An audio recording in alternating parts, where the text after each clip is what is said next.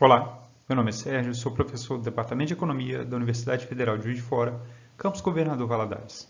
Esta é mais uma aula da disciplina Microeconomia 1, ECO 015-GB. Nessa aula, analisaremos os custos no longo prazo e os formatos das curvas de custos. No longo prazo, a firma tem plena flexibilidade de expansão de recursos, ou seja, todos os recursos são variáveis. Assim, a escolha da combinação de insumos ocorre por meio da minimização de custos, que deve responder a alguns questionamentos. Dentre eles, como escolher os insumos para que a produção atinja o custo mínimo e como calcular o custo de capital. O capital ele pode ser calculado por meio do custo de depreciação mais taxa de retorno esperada, ou por meio do custo de locação do capital. Para nossas análises, utilizaremos o custo de locação para simplificação. Considerando apenas os dois insumos, mão de obra e capital, temos que a função de custo pode ser dada pelo salário multiplicado pela quantidade de mão de obra, L, mais o aluguel do capital, ou custo do capital, R, multiplicado pela quantidade de capital locado. Graficamente, a linha de isocusto traz todas essas possíveis combinações entre capital e trabalho, sendo representado por essa função de custo. Reescrevendo essa função de custo, temos a inclinação da linha de isocusto. Na função que dá origem à linha de isocusto, a primeira parte representa o intercepto, enquanto a segunda, o coeficiente angular, ou seja, a inclinação da linha de isocusto está relacionada diretamente a essa relação entre custo de mão de obra e custo de capital. No entanto, para melhor escolher os insumos a utilizar, a empresa deve também relacionar as produtividades marginais, que foi visto na isoquanta, no último capítulo. Em uma mesma isoquanta, as alterações nas combinações entre os insumos devem respeitar a seguinte alocação, em que a variação do capital multiplicado pela produtividade marginal do capital, mais a variação da mão de obra multiplicada pela produtividade marginal da mão de obra, necessariamente tem que ser igual a zero. Para a escolha dos insumos que produzem determinada quantidade no menor custo possível, essa tem que se igualar à taxa marginal de substituição técnica, que, por sua vez, pode ser relacionada à estrutura de custos, ou seja, tendo a mesma inclinação que a linha de isocusto. Nessa situação, a relação variação de capital dada a variação na quantidade de mão de obra, que é exatamente a taxa marginal de substituição técnica, necessariamente tem que ser igual à inclinação da isoquanta. Assim, no final temos que a relação de produtividade marginal do trabalho por real gasto deve ser igual à produtividade marginal do capital por real gasto com locação. Dessa forma, a relação produtividade marginal do trabalho por salário é a produção adicional resultante de R$1 investido a mais em mão de obra.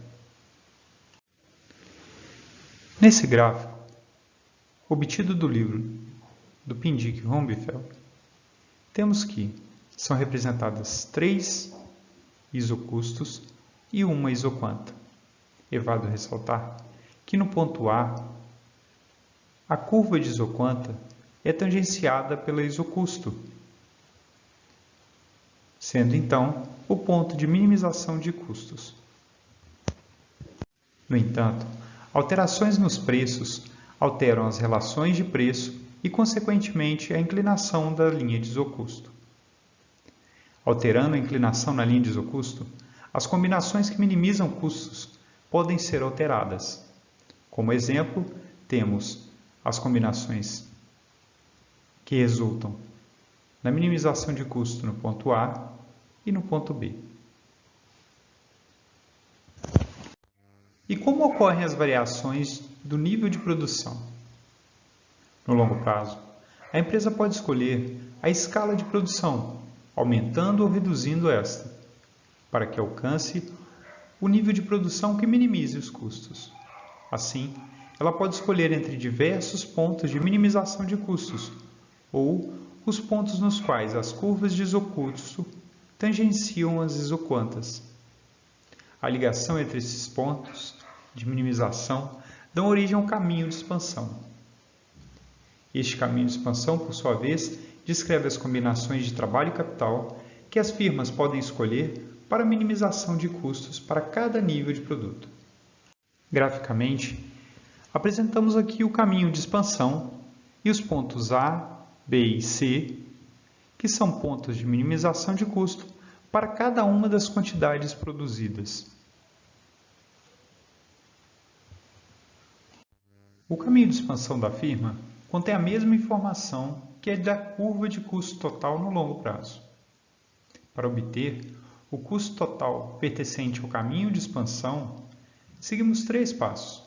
Primeiro, escolher o nível de produção representado pela isoquanta. 2. Dado o nível de produção escolhido, buscar a linha de isocusto que possibilite o menor custo possível. No terceiro passo, encontrado o ponto de minimização de custo, desenhar as combinações possíveis, formando assim o caminho de expansão. Nesse momento, é válido destacar as diferenças do caminho de expansão de curto prazo e o de longo prazo. No curto prazo, devido à existência de insumos fixos, no caso o capital, a expansão da produção não atua de maneira ótima. Já no longo prazo, diversas combinações de insumos podem ser realizadas, haja vista que não existem mais os insumos fixos, possibilitando assim a atuação em pontos eficientes da produção. Na figura obtida no livro do Pindyck e Rubenfeld, temos que o caminho de expansão de curto prazo, apesar da produção ser ampliada com relação à produção anterior, não o faz de maneira ótima, ou seja, de forma que minimize os custos, haja vista que o capital ainda é fixo. Já no longo prazo, a expansão do capital possibilita que a mesma quantidade, Q2, seja agora atingida a um custo menor. Outro tipo de análise que também pode ser utilizada é o relacionamento entre a quantidade produzida e o custo médio de produção. Por meio dele, podemos utilizar o conceito de economias de escala. Na medida em que a quantidade produzida aumenta, o custo médio de produção deve declinar, ao menos em determinado intervalo, pois, com o aumento da escala produtiva ou da quantidade de produção, existem possibilidades de especialização de mão de obra, por exemplo. A escala pode proporcionar flexibilidade, dada a possibilidade de utilização de diferentes combinações de insumo. E, por último, a firma pode elevar seu poder de barganha com relação à compra dos insumos. Então, estes são alguns pontos que favorecem na redução de custo à medida que a empresa aumenta de tamanho.